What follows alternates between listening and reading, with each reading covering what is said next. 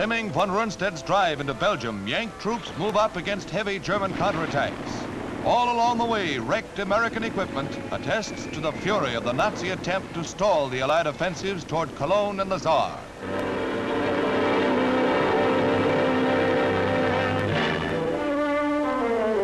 Allied military government men shepherd civilians from areas under fire to comparative safety at the rear.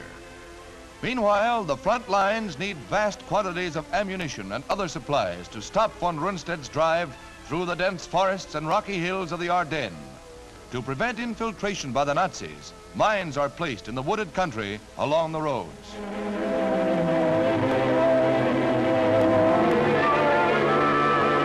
Roadblocks are set up. One light tank is camouflaged as a haystack.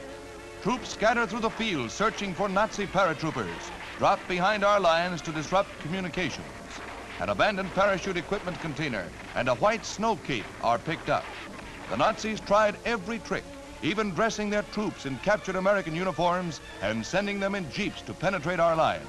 It was necessary for MPs to halt our own troops and check their credentials.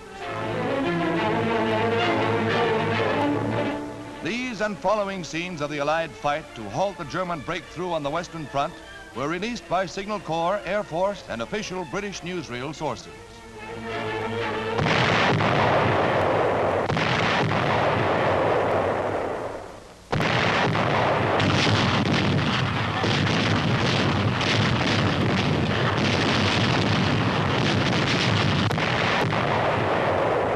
The first few days found the weather perfect for von Rundstedt's thrust. Allied planes were grounded, and the infantry had to fight it out alone.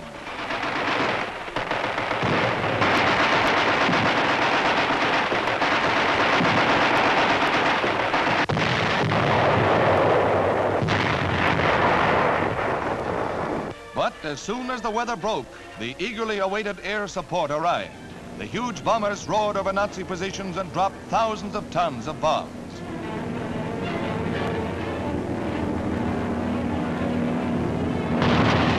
Bombardiers attack an important road junction choked with enemy supply trains. The RAF alone dropped an average of 10,000 tons every 24 hours on German positions.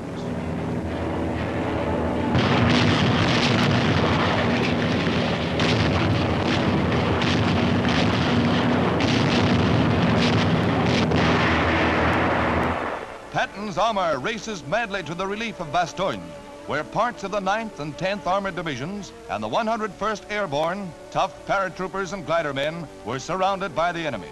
Thousands of these heroic men held grimly to their positions in the face of murderous fire until their comrades opened a corridor from the south. Dug into hillsides, they eagerly welcomed supplies delivered by fleets of air transport planes.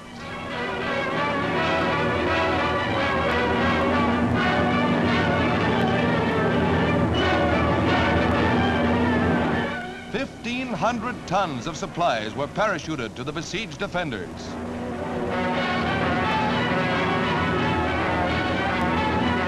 New supplies of ammunition are put to work immediately.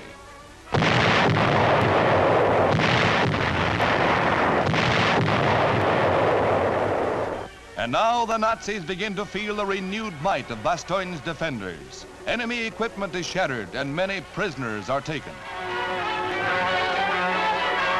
This is Bastogne, the town that General McAuliffe refused to surrender. Smashed American equipment testifies to the courage of its defenders. It's only fair that we should send them more.